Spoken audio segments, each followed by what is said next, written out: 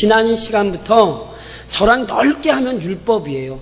조금만 좁혀서 10계명의 10계명을 저랑 좀 살펴보실 거예요. 이게 우리 웨스트민스터 소요리 문답에 있어요. 그래서 좁게는 10계명이지만 실은 넓은 의미로 보자면 그 내용들 속에 율법이 뭔지를 저랑 이제 다루시는 거거든요. 그래서 지난 시간 요약입니다. 지난 시간 요약. 저랑 39문에서 41문 지난 시간 요약을 같이 한번 읽겠습니다. 하나님께서는 창조주이시며 만물의 주인이십니다. 그렇기에 하나님께서는 자신이 창조하신 만물에게 철저한 순종을 요구하십니다. 율법이란 이러한 하나님의 뜻을 명확히 계시한 것이기에 그 율법에 순종하는 것이 인간의 합당한 책임입니다. 자, 저를 보시면 예전에도 제가 한번 이렇게 설명을 드렸어요. 원래 율법이란 말 자체가요, 되게 이게 어려운 말이에요. 어렵다는 말은 율법이라는 말을 어느 때 쓰느냐에 따라서 그 의미가 좀 차이가 많이 나요. 예를 들면 아브라함에게 율법이 있었습니까? 없었습니까? 아브라함 때는 아직 우리가 아는 명시적인 율법이 없어요. 그러니까 실은 아브라함은 하나님이 말씀하시면 그게 아브라함의 율법이 되는 거예요. 그러니까 제일 넓게는 단지 아브라함이 아니라 율법을 가장 넓게 해석하면요, 하나님의 말씀, 하나님이 말씀하시는 게 다 율법이에요. 그래서 아담에게 아담아 너 그거 먹지 마, 이게 율법이라니까요. 생육하고 번성하여 땅에 충만하라, 이게 율법이에요. 우리에게 명령하신 거예요. 축복하신 거고. 그러니까 그걸 따라가면 복이라니까. 그러니까 율법은요, 제일 넓게는 하여튼 하나님이 말씀하시면 다 율법이에요. 근데 이스라엘 유대인들에게 보통 율법 그러면 구약 성경 중에도 모세오경을 율법이라고 불렀어요. 그리고 또는 또 좁히면 말씀드렸듯이 10계명이 율법의 대표가 되는 거고. 그러니까 때로 성경을 읽을 때 율법이라는 말이 어떤 의미로 그 율법이 쓰이는지를 실은 좀 잘 살펴보셔야 돼요. 왜냐하면 율법이 굉장히 다의적인 의미가 있기 때문에 그렇습니다. 그리고 지금 역시 마찬가지입니다. 율법 그러면 저희가 뭐 지난 시간에도 얘기하고 율법 그러면 되게 알레르기 반응을 일으키시는 분들이 있어요. 나는 율법으로 구원받지 않아. 율법으로 구원받지 않는다고 율법으로 무시하라는 말씀이 아니라 율법은 거룩하며 선한 것입니다. 그러니까요, 이제 우리에게 율법 그러면 넓은 의미로 뭐가 율법이게요?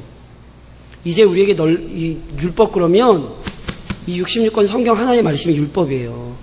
그러니까 유대인들처럼 구약만이 율법이 아니에요. 사도들을 통하여 주신 신약까지도 실은 우리에게 율법의 말씀이 되는 거예요. 그리고 그것은 주인이신 하나님께서 우리에게 명령하신 것입니다. 그러니까 율법에 순종해야 됩니까? 안 해야 됩니까? 순종해야 합니다. 절대로 지난 시간에 말씀드렸던 것처럼 율법을 무시하시면 안 돼요. 율법대로 살면 구원받아요. 문제는 우리가 율법대로 살 능력이 없는 거지, 율법을 멸시하거나 율법을 무시하는 일이 있으셔서는 안 됩니다. 오늘 또 이제 그 율법에 대한 내용, 그 중에서도 10계명의 서문에 대한 부분을 저랑 좀 살펴보실 건데, 제가 42문을 묻겠습니다. 답변하십시오. 10계명의 요약이 무엇인가?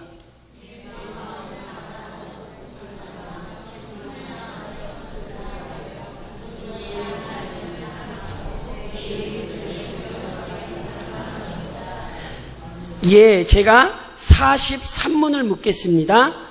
10계명에 대한 서문은 무엇인가?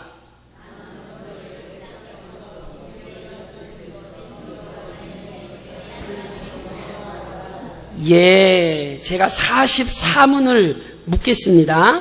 10계명의 서문이 우리에게 교훈하는 것은 무엇인가?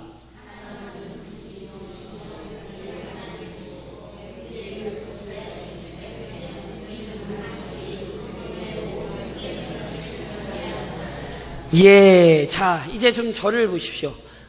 오늘 이제 저랑 10계명 중에서도 10계명의 서문, 어떻게 돼 있냐면, 나는 너를 애굽 땅에서 종되었던 집에서 인도하여 낸 너희 하나님 여호와로라. 이러고 십계명이 시작돼요. 이 부분을 이제 저희가 십계명 서문이라 그러는데 이 부분을 저랑 이제 살펴보시는 거예요. 그런데 살펴보시기 전에 다시 한번 우선 율법의 전체적인 맥락을 좀 이해를 하셔야 합니다.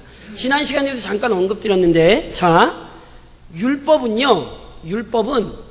하나님이 말씀하신 거잖아요.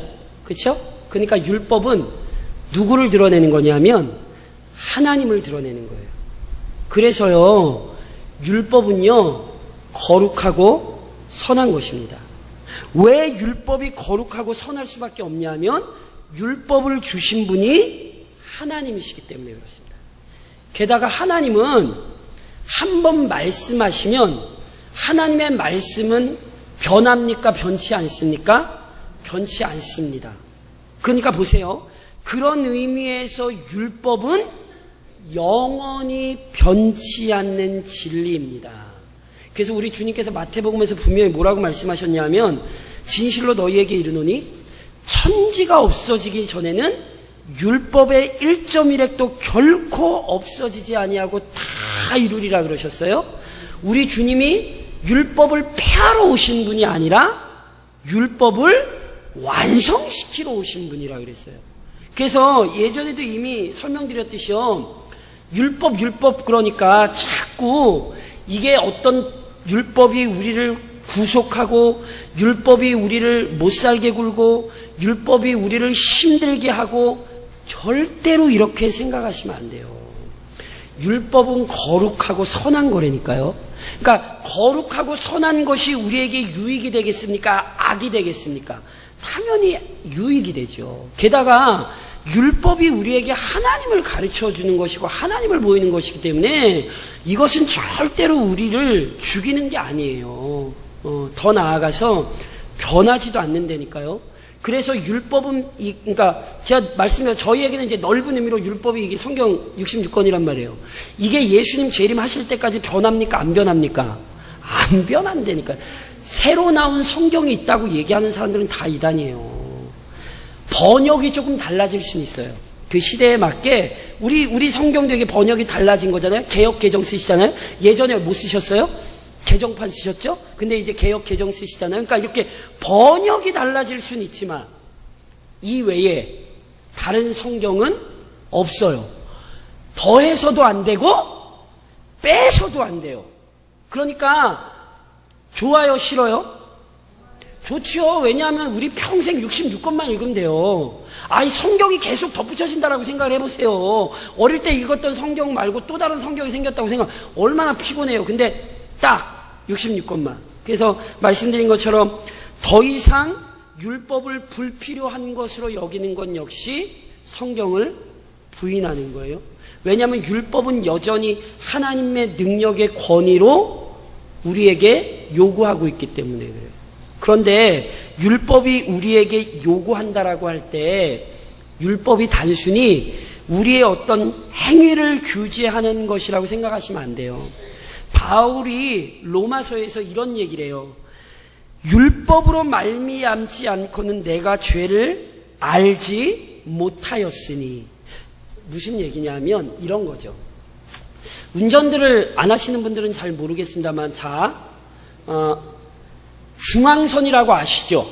중앙선. 운전하는 사람이 중앙선을 넘어가면 됩니까? 안 됩니까? 그러면 교통법규 위반이잖아요. 그렇죠? 아시죠? 그런데 실제로 차와 차가 이렇게 쌍방으로 팍 부딪혔을 때 실제로 굉장히 난감한 때가 언제냐면요. 중앙선이 없을 때예요. 중앙선이 있어서 중앙선을 넘어온 게 분명하면 그 사람에게 과실을 물으면 되는데 중앙선이 없잖아요. 저희 여기 앞에 저희 여기 길 같은 경우 양쪽으로 이렇게 쾅 박았어요. 누구 잘못이게요? 둘 다 잘못이죠. 그리고 누구 과실을 따질 수가 없어요. 왜냐하면 중앙선이 없으니까 어떤 놈이 어느 쪽에서 잘못 들어왔는지를 정확히 따질 수가 없는 거예요. 율법이 이와 같아요. 율법이 딱 오잖아요. 그럼 뭐가 죄인지가 아주 명확해지는 거예요. 율법을 딱 들여다보면 야 이건 죄야, 야 이건 죄가 아니야, 이렇게 율법이 죄를 아주 명확하게 우리에게 드러내는 거죠. 그것도 어떤 행위가 아니라 율법은 우리의 영혼을 겨냥하고 있어요. 그래서 예수님이 이런 말씀하셨죠. 여자를 보고 음욕을 품는 자마다 이미 뭐 했다고요? 간음했다고요. 그러니까 행위를 규제하는 게 아니에요. 이미 우리의 마음의 뜻과 생각을 다 규제하고 있다니까요. 제가 예전에도 말씀드렸죠. 안식일을 기억하여 뭐 하셔야 돼요? 거룩히 지켜야 돼요. 그런데 안식일을 기억하여 거룩히 지키라는 건 몸만 와서 잠깐 있고 하나님을 예배하거나 예수님을 알아가거나 이런 거 상관없이 예배도 제대로 안 드리고 그냥 주일날 교회 한번 왔다 가면 안식일을 지키는 것이라고 착각하는 사람들이 굉장히 많아요. 그 예배 하나님 안 받아요. 성경이에요, 성경이. 그러니까 교회 한번 갔다 오는 걸 주일을 지킨다라고 생각하시면 지금 큰 착각하시는 거예요. 성경은 우리의 중심을 본다니까요. 율법은 우리의 마음을 규제를 해요. 그래서 모세가 이스라엘 백성에게 뭐라고 얘기했어요? 야, 몸의 할례를 받지 말고 마음의 할례를 받아. 그렇게 얘기를 하잖아요. 그러니까 율법이 단순히 어떤 행위적인 차원이라고 생각을 하시면 안 되고 우리의 마음의 죄악을 드러내고 있고 특별히 그 마음의 죄악을 잘 단속해야 된다라는 사실을 율법이 우리에게 가르쳐 주는 거예요. 그래서 시편 119편 11절에 보면 시편 기자가 이렇게 고백한다니까요. 내가 주께 범죄하지 아니하려 하여 주의 말씀을 내 마음에 두었나이다. 주의 말씀을 어디다 뒀대요? 벽에다 써붙였대요? 아니에요. 마음에 두었대요. 왜냐하면 죄는 마음에 있고 그 마음을 잘 다스리지 않으면 안 되기 때문에 이게 율법의 기능이란 말이에요. 그리고 그 율법은 그렇게 우리의 육신적인 모습이 아니라 육신적인 행함뿐만이 아니라 기본적으로 마음을 철저히 통제하는 거잖아요. 그래서요 율법의 본질은 어디로 가냐면 사랑이에요. 사랑. 그래서 아시는 것처럼 예수님께서 율법사와 논쟁하실 때 오늘 우리가 읽었던 본문에도 나와 있지만 율법사랑 논쟁하시다가 율법의 큰 두 가지가 뭡니까? 10계명이 아니라 10가지가 아니라 율법의 큰 두 계명이 뭡니까? 첫째 가는 것은 하나님을 사랑하는 것이요. 첫째 간다라는 건요 우선적이란 얘기예요. 그러니까 우선은 뭘 하셔야 돼요? 하나님을 사랑하셔야 돼요. 둘째도 이와 같으니 둘째도 이와 같다는 얘기는 첫째 계명 하나님을 사랑하는 것과 이렇게 떨어지지 않는다는 거예요. 뭐 해야 돼요? 이웃을 사랑해야 돼요. 그래서 율법은요 어떤 행함적인 것으로 끝나는 것이 아니라 우리의 마음이 하나님을 사랑하고 이웃을 사랑하는 대로 가야 되는 거거든요. 그래서 이 하나님을 사랑하고 이웃을 사랑하는 것을 완성하신 분이 바로 우리 예수님이죠. 인간은 이거를 완성할 수가 없어요. 다시 한번 말씀드리지만 아담으로 인해 죄가 시작된 이후에는 어떤 인간도 그 마음에 하나님 앞에 완전히 정결하다 할 자가 하나도 없다고요. 구원을 받았다 할지라도 우리가 여전히 연약하기 때문에 조금 다시 얘기하면 예전에 말씀드린 대로 이야기하면 죄의 영향력, 죄의 오염 가운데 있기 때문에 우리의 마음이 완전히 정결하거나 의롭지 못한 것입니다. 그러므로 우리는 율법적인 행위로 뭘 지켰다고 해서 절대로 자랑할 수가 없어요. 왜냐하면 육신적인 행함이 문제가 아니라 뭐가 문제예요? 마음이 문제라니까요. 그러니까 우리의 마음이 온전하지 않기 때문에 여전히 혼란스럽기 때문에 우리는 절대로 내가 이 정도 했으면 나는 신앙생활 한 것입니다. 자랑할 수 없다라는 사실을 잊지 마셔야 합니다. 그것을 율법이 우리에게 가르쳐요. 물론 하나님께서 그 율법의 대표적인 말씀으로 우리가 잘 아는 10계명을 주시는 거예요. 그래서 10계명이 몇 개죠? 그렇죠. 농담 같지만 캐톨릭은 계명이 9개입니다. 캐톨릭은 계명이 9개고 마지막 계명을 2개로 나눠서 10계명으로 쪼갰어요. 왜냐하면 그들은 첫 번째 계명과 두 번째 계명을 지들 마음대로 합쳤어요. 왜 그런지 아세요? 캐톨릭에는 여전히 성인이나 성화, 성물을 숭배하거든요. 그런데 두 번째 계명이 뭘 가르쳐요? 하나님을 비겨서 어떤 형상이든지 만들지 말라 그랬잖아요. 캐톨릭은 그걸 놓칠 수가 없거든요. 그래서 말씀드렸잖아요. 10계명인 게 중요하다니까요. 이미 캐톨릭 이단 같은 경우는 10계명을 무너뜨렸어요. 그래 놓고는 하나님을 믿는다 그러는 거죠. 이게 얼마나 말도 안 되는 얘기란 말이에요. 그래서 10계명이 몇 개예요, 계명이? 10계명이 몇 개? 10개입니다. 자, 시작. 첫 번째. 두 번째. 세 번째. 네 번째. 아시죠? 아시는데 말씀 안 하시는 거죠? 예, 그러니까. 몰랐어요. 그러면 이제 아시면 돼요. 왜냐하면, 하나님의 구약의 모든 말씀 중에도 우리 소요리 문답이 10계명을 다루는 이유는 그만큼 10계명이란 여전히 기독교 신앙의 아주 중요한 내용을 다루고 있기 때문에 그렇습니다. 그런데 그 기독교 신앙이 중요한 내용을 다루는 10가지의 계명은 서문으로 시작돼요. 어떤 서문? 나는 너를 애굽 땅에서 이끌어낸 여호와 하나님이라. 이 말로 시작돼요. 실은 이 말은 우선 이런 것입니다. 우리로서는 지금 잘 모르지만 예전 고대 근동에서 제일 중요한 건 언약이라니까요. 언약. 그리고 언약이란 요즘 우리가 생각하는 약속의 개념보다 훨씬 큰 것입니다. 고대 사회에서 언약이란 목숨을 걸고 맺는 관계예요. 그러니까 목숨을 걸고 언약을 맺는 쌍방이 어떤 관계 안으로 들어가는 거예요. 그 관계는요, 고대 언약에는 크게 세 가지가 있어요. 주인과 종의 관계, 또는 형제 관계, 또는 친구의 관계. 그러니까 어찌됐건 그런 세 가지 언약 안으로 들어가는 어떤 관계성 안으로 들어가는 게 언약이거든요. 그런데 10계명은요, 언약의 말씀이에요. 그러니까 이 10계명 자체가 실은 뭘 보여주냐면 하나님과 이스라엘 백성과의 관계를 보여주는 거예요. 그러니까 10계명의 말씀을 하나님께서 이스라엘 백성에게 주셨다는 사실 자체가 이스라엘 백성에게는 뭘 떠올리는 거냐면, 이제 우리가 하나님과 관계를 맺은 자들이구나. 어떤 관계겠습니까? 우리 문답 몇 번이죠? 44번에 나온 것처럼 하나님은 우리의 주님이시며 우리의 하나님이시고 우리의 구속자이십니다. 이 관계 안으로 들어가는 거예요. 쉽게 얘기하면 하나님은 주인이고 우리는 종이에요. 이스라엘 백성은 언약을 맺으면서 그 사실을 실은 기억하는 거예요. 이게 10계명의 말씀이에요. 그러니까 보세요. 우리도 마찬가지입니다.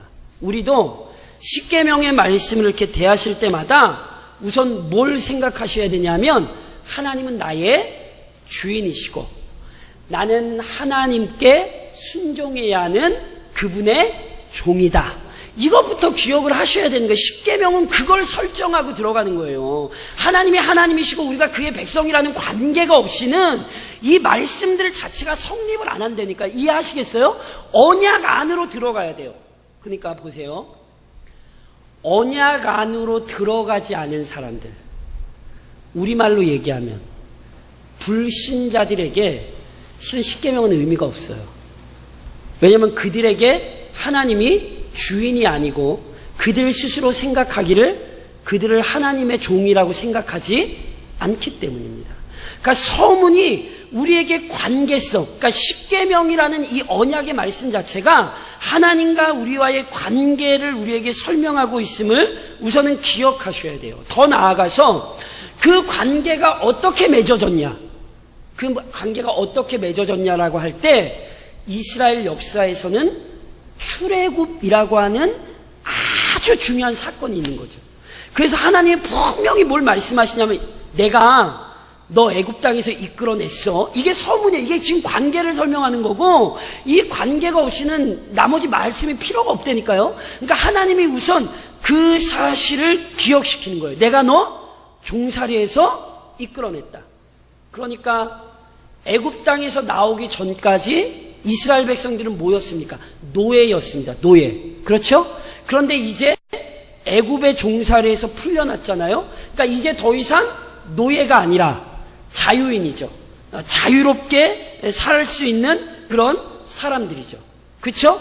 그런데 이런 사건 자체가 왜 가능했냐면 이미 아브라함에게 주셨던 약속 때문에 가능했죠. 그렇죠? 그러니까 이스라엘 백성이 으쌰으쌰 애굽 땅에서 뭐 운동을 하거나 아니면 뭐 폭동을 일으켜가지고 출애굽을 한 게 아니라 하나님이 누구와 하신 약속 때문에 아브라함과 하신 약속 때문에 출애굽할 수 있었잖아요. 이거를 다른 얘기로 성경은 선택이라고 얘기하는 거예요. 그러니까 하나님과 우리와 관계를 맺은 게 이스라엘이 관계를 맺은 게 실은 이스라엘 백성이 잘나서 그렇게 된 게 아니라 이스라엘 백성이 능력에 있어서 애굽 땅에서 출애굽한 게 아니라 오직 하나님의 선택하심으로 말미암아 하나님의 은혜로 말미암아 출애굽했다 또는 구원을 받았다 이렇게 이해하셔야 되는 거예요. 이걸 다시 우리에게 적용시키면 우리는 예수님의 은혜 안에서 구원받았습니다. 그렇죠? 하나님을 모르는 사람들은요 지금도 자기 잘난 맛에 사는 거예요. 그리고 자기가 자기의 인생을 스스로 책임진다라고 믿고 그렇게 사는 거죠. 그게 결국 나중에 심판으로 가고 있는데도 그걸 모르고 그렇게 사는 거예요. 그런데 우리는 하나님이 그리스도의 은혜 안에서 죄와 사망의 권세에서 우리를 구원해 내셨음을 알잖아요. 그렇죠? 그러니까 하나님은 구원자이시고 우리는 구원의 은혜를 받은 백성이란 말이에요. 그러니까 이제 보세요. 이걸 기억하면 하나님께서 우리를 구원하셨다. 하나님께서 우리를 애굽 땅에서 인도해 내셨다. 이걸 기억하고 있으면 하나님께서 야 이렇게 살아 이렇게 얘기하시는 말씀이 절대로 무거운 짐이 되지 않아요. 이해하시겠어요? 그러니까 하나님이 구원하셨다라는 감격이 있으면 하나님의 말씀에 순종하는 게 마지못해 하거나 괴롭게 하거나 또는 하기 싫은데 억지로 하거나 이렇게 될 수가 없어요. 오히려 하나님의 말씀대로 사는 것은 큰 기쁨이 되고 큰 감사가 되는 겁니다. 이것은 이제 저희가 사람의 삶으로서 보면 이런 거죠. 자녀들이 철들면 진짜 자녀들이 철들면 부모님 말씀에 순종합니까? 안 합니까? 합니다. 자기 자신을 잘 떠올려 보세요. 사람이 철이 들잖아요. 그러면 부모 은혜를 알고 부모 마음을 알기 때문에 어릴 때는 부모님이 뭐라 그러면 맨날 뭐라 그러고 부모님이랑 싸우고 그러다가도 사람이 나이가 들고 부모의 사랑을 알면 부모님이 뭐라고 말씀하시면 예 그러고 따라가는 거예요. 그러니까 부모 자식 관계에서도 실은 이건 입증이 돼요. 마찬가지예요. 하나님의 계명을 지금도 계속 어렵게 여기시고 부담스럽게 여기시고 내가 이러고 살아야 돼 막 이렇게만 생각하시는 건 구원의 감격을 잃어버리셨기 때문에 그래요. 어려운 거 알지요. 힘든 거 알지요. 그래도 오히려 내가 이 뜻대로 잘 살아야지 끊임없이 결단하게 되어 있지 아유 내가 꼭 이러고 살아야 돼 이런 생각을 안 한단 말이죠. 그리고 저번에도 제가 말씀드렸는데 십계명이 이스라엘 백성이 애굽 땅에서 하나님 말씀대로 잘 살았기 때문에 이스라엘 백성을 하나님이 출애굽시키신 게 아니잖아요. 그렇죠? 하나님이 우선은 이스라엘 백성을 출애굽시키세요. 그러니까 우선은 하나님이 애굽 땅에서 이끌어 내신 거예요. 그리고 나서 시내산까지 와서 하나님이 율법을 주시잖아요. 그러니까 이런 의미에서 율법주의는 아주 심각하게 잘못된 거라니까요. 유대인들은 끊임없이 어떻게 생각을 했냐면 우리는 율법을 지켰다. 그리고 지금도 지킬 수 있다. 그래서 우리는 구원받을 만하다. 이게 율법주의라고요. 이게 행위구원론이고. 그러니까 사람이 무엇을 행함으로 또는 사람이 무엇을 드림으로 구원을 얻을 수 있다. 이게 율법주의 또는 행위 구원론이에요. 그런데 십계명을 보면 그건 전혀 말이 안 되는 얘기라니까요. 그러니까 이스라엘 백성들이 잘내서 출애굽한 게 아니라 하나님이 이스라엘 백성을 우선 끌어내시고는 얘들아 이제 너희는 막 살면 안 되고 너희는 내 뜻과 내 마음을 따라 살아야 된다. 그러고는 이제 십계명을 비롯한 모든 계명들을 주시는 거죠. 그래서 지난 시간에 설명드렸듯이 율법은 예수 안 믿는 사람들을 구원 얻으라고 필요한 게 아니라 율법은 예수 믿는 사람들이 하나님을 잘 섬기기 위해 필요한 거예요. 물론 율법을 통해 죄를 깨닫고 그리스도에게로 나오는 거죠. 그리고 나서 율법이 사라지는 게 아니라 율법이 아주 강력한 가르침이 되어 우리가 어떻게 살아야 되는지를 지도하고 보여주는 것입니다. 그래서 삶을 살아가면서 인생의 문제들을 해결해야 할 때 우리는 하나님의 말씀으로 와야 되는 거예요. 물론 오늘 점심을 뭘 먹어야 되는지, 오늘 저녁을 뭐 해 먹어야 되는지, 저녁 반찬은 뭘 해 먹어야 되는지 이런 건 안 나와 있죠. 그렇죠? 그러나 우리 삶이 어떻게 살아가야 되는지를 전반적인 원리들을 성경은 가르쳐 준다니까요. 그러니까 그 원리를 따라서 원리를 이해하여 그 원리 안에서 우리가 살아가는 거예요. 그리고 항상 말씀드린 것처럼 아리까리한 게 있어요. 아리까리한 거.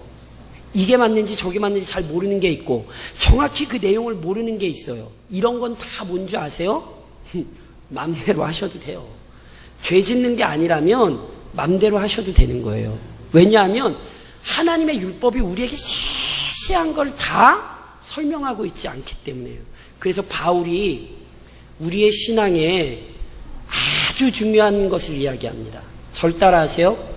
모든 것이 가하나 모든 것이 유익한 것은 아니다. 아주 중요한 말이에요. 모든 것을 다 알 수 있어요. 무슨 얘기냐면 율법에 어긋나지 않는 이상 우리는 모든 걸 다 알 수 있는 사람들이에요. 그런데 그때도 기억해야 돼요. 모든 것을 다 아는 게 좋은 게 아니에요. 왜냐하면 모든 것이 가나 모든 것이 합당하고 유익한 건 아니거든요.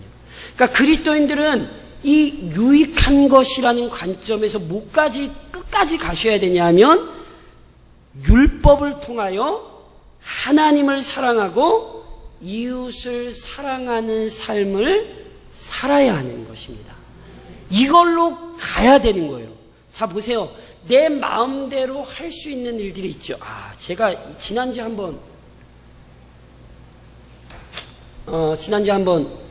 우리 교인들은 참 이렇게 마음이 좋으셔서 참 너무 감사해요. 저는 실은 지난주 주일 예배 때 굉장히 조마조마했어요. 설교를 하면서도. 왜냐하면 뒤에서 자꾸 이렇게 이상한 행동들을 좀 하시는 분이 지난주에 계셔가지고 그래도 우리 교인들이 말씀에 집중을 잘 해주셔서 제 무리 없이 설교를 잘 마쳤는데 이런 거죠. 누가 물으셔서 제가 말씀을 드립니다.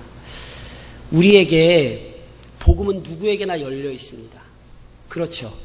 복음은 누구에게나 열려 있기 때문에 누구든지 교회 안에 들어와서 하나님의 말씀을 들을 수 있어요. 그러나 만일 우리가 함께 하나님을 예배하는 일에 있어서 누군가 그 예배를 방해한다면 그것에 대해서는 제재를 가해야 합니다. 왜냐하면 모든 것이 가나 모든 것이 유익한 것은 아니기 때문에 그래요. 때로 어떤 한 사람이 예배 전체를 흐려놓을 수 있거든요. 이해하십니까? 물론 그것은 사람을 미워하는 것은 아닙니다. 그 연약함을 멸시하거나 그 사람을 이상한 사람으로 하는 것은 아닙니다. 그러나 율법이 우리에게 가르치는 바는 우선 하나님을 영광스럽게 하는 거잖아요. 그래서 실제로 예배 방해죄가 있다니까요. 신천지들의 주요 책략 가운데 하나가 예배 때 앉아가지고 교역자들이 설교할 때 예배 방해하는 거였어요. 여러 가지 방법으로. 소란스럽게 하기도 하고, 뭐 아멘을 뭐 진짜 막 남들 다 이상하게 막 그렇게 하기도 하고, 실제로 그래서 예배 방해죄를 고소해가지고 우리나라 한국교회에서 신천지와 그 기록들이 있어요. 그러니까 보세요. 그런데 그럼에도 불구하고 만일 그 영혼이 하나님의 말씀에 대한 간절한 갈급함을 진짜로 가지고 있는 영혼들이라면 우리는 그 영혼들을 품어줄 수 있어야 하는 것입니다. 비록 우리가 조금 힘든 일이 좀 있어도 우리가 하나님의 말씀을 잘 집중하고 오히려 예배 분위기가 잘 잡히도록 우리가 같이 힘쓰는 거죠. 그래서 보세요. 하나님을 사랑하고 이웃을 사랑하는 삶을 실제로 살 때 하나님의 영광이 우리 안에 경험이 되어져요. 그리고 풍성한 은혜를 누릴 수 있는 거죠. 그게 뭐죠? 그게 교회입니다. 그래서 수많은 불신자들이 교회 안으로 들어와서 실은 어떤 가르침을 통해서도 우리 하나님의 영광을 경험하지만 우리 모든 교우들이 함께 저들을 사랑하고 섬기는 모습을 보여줌으로 말미암아 그에게는 신앙이 확고해지는 거죠. 그래서 사랑으로 가지 않는 하나님의 율법을 지키는 것은 잘못하면 큰 상처를 남길 수 있습니다. 교회에서 제일 무서운 얘기 중에 하나는 법대로 한다는 것입니다. 그러니까 다시 한번 말씀드리지만 그 법이 사람을 살리는 대로 사용이 돼야지 사람을 살리지 않고 자존심 싸움이 되고 내 어떤 권위를 지키는 싸움이 되고 내 자리를 지키는 싸움이 된다면 말 그대로 법을 지켰을지 모르지만 법이 우리에게 요구한 바 사랑은 이루지 못한 거예요. 그것이 때로 율법주의가 되는 것입니다. 그래서 다시 한번 말씀드리지만 우선 두렵고 떨리는 마음으로 율법에 주의하셔야 됩니다. 하나님의 뜻을 자꾸 이렇게 모른다라고 얘기를 하시면 안 돼요. 왜냐하면 하나님의 뜻은 어디에 있으니까? 성경에 있잖아요. 성경에. 그러니까 아이고 나는 지금까지 그렇게 살아왔어요. 예, 그거 아시는데 그러시면 안 되니까요. 하나님의 말씀이 이건 이렇게 해야 된다. 저건 저렇게 해야 된다. 이거보단 이게 합당하다. 이렇게 말씀을 하셨으면 거기에 나를 자꾸 이렇게 맞춰가야지 아유 그냥 난 살아온 게 이래서 그냥 내 스타일은 이래요. 이러시면 안 된다는 거예요. 그게 교만이 되는 거고 그게 성경적인 의미로 폐역이 되는 거예요. 그리고 말씀드렸잖아요. 아유 나는 하나님의 말씀이 이게 어떤 건지 잘 모르겠어요. 그러니까 교역자들이 있는 거예요. 그러니까 그럴 때는 물으셔야 되는 거예요. 목사님 이런 부분이 있어서 이런데 이건 어떻게 해야 되냐고. 그러면 목사들은 뭐 하는 사람들이에요? 그걸 성경적으로 풀어드리는 사람이에요. 권사님, 지사님 이게 성경적으로는 이게 맞습니다. 아니면 마음대로 하셔도 됩니다. 뭘 하셔도 상관없습니다. 그게 다 뭐에서 나오는 거냐면 율법으로부터 나오는 거예요. 하나님의 말씀으로부터 나오는 거예요. 그러니까 두렵고 떨리는 마음으로 항상 율법에 주의하셔야 되는 거예요. 더 나아가서 한 말씀이 아니라 모든 말씀에 순종해야 돼요. 율법은요 전체로 보면 하나예요. 그거를 우리 주님이 이렇게 말씀하시죠. 두 개로 하나님을 사랑하고 이웃을 사랑하고. 그런데 하나를 얘기하면 실은 하나님을 사랑하는 거예요. 율법은. 하나님 사랑하면 나머지 모든 계명은 실은 해결이 돼요. 그래서 우리는 끊임없이 내 편한 것만 취하지 말고 모든 율법의 말씀에 순종하도록 힘을 쓰셔야 됩니다. 도둑질하지 말라 하신 분이 거짓말하지 말라 하셨고, 거짓말하지 말라 하신 분이 간음하지 말라 하셨고, 간음하지 말라 하신 분이 부모 공경하라 그러셨고, 부모 공경하란 분이 안식일을 기억하여 지키라 그랬고. 그러니까 내가 편한 대로 이렇게 마음대로 율법을 난도질하면 안 되고 하나님의 모든 말씀에 순종하는 법을 차근차근 배우셔야 합니다. 다시 한번 말씀드리지만 완성된 그리스도인은 없습니다. 우리는 모두 함께 만들어져 가고 다듬어져 가는 그리스도인일 뿐입니다. 그리고 그를 통하여 저를 좀 한번 따라 하십시오. 사랑으로 행하자. 결론은 이겁니다. 결론은. 나중에 이제 계명 살펴보면서도 그렇게 결론 나오는 건 그거예요. 결국은 뭐냐면 사랑입니다. 사랑. 그래서 이런 거죠. 교회는요, 어찌됐건 궁극적으로 결론적으로 교회는 사람을 살리는 곳입니다. 그러니까 나와 다르다고 해서, 나와 생각이 다르고 나와 어떤 스타일이 다르다고 해서 그것을 배척하는 것이 실은 교회가 아닙니다. 물론 기준이 있어요. 진리라는 기준이 있어요. 그러니까 성경과 다른 것은 다른 게 아니라 틀린 거예요. 뭐라고요? 이건 명확히 하셔야 돼요. 성경과 다른 것은 다른 게 아니라 이건 틀린 거예요. 이 시대가 자꾸 이런 얘기하거든요. 나와 다른 건 틀린 게 아니다, 뭐 다른 거다 이렇게 얘기를 하는데 저희는 하나 더 얘기하셔야 돼요. 성경과 다른 건 다른 게 아니라 틀린 거예요. 이해하시겠어요? 그러니까 성경과 다른 건 틀리다고 명확히 이야기하지만 그 틀렸다는 걸 명확히 하는 이유도 그것 때문에 다른 사람을 배척하거나 다른 사람을 멸시하거나 다른 일들을 부인하기 위해서가 아니라 실은 하나님의 사랑으로 그 영혼들을 돌이키기 위해서입니다.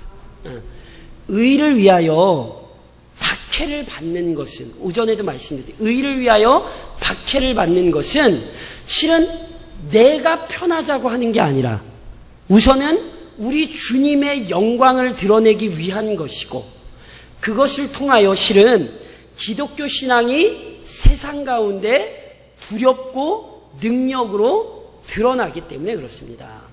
교회는요, 세상과 같은 힘을 자랑하는 게 아니라 교회는 항상 세상이 가질 수 없는 것을 가지고 그것으로 자랑하는 공동체임을 잊지 마십시오.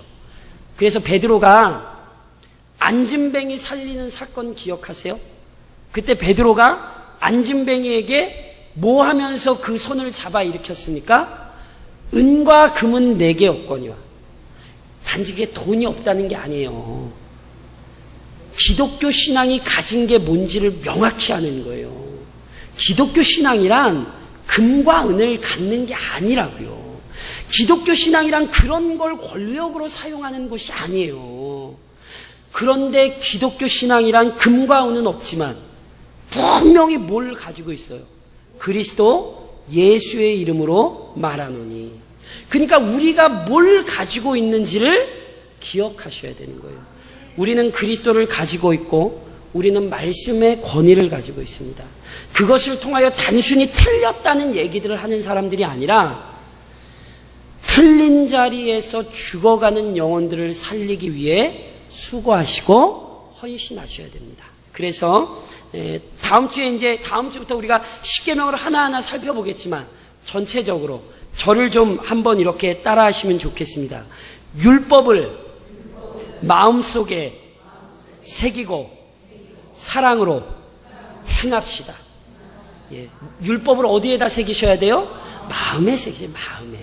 어떤 행함적인 차원이 아니에요. 율법으로 우리의 마음을 단속하시고 그리고 결국 사랑을 행하실 수 있기를, 그리고 이번 주도 그렇게 한 주간을 좀 사실 수 있기를 우리 주님 이름으로 권면드립니다.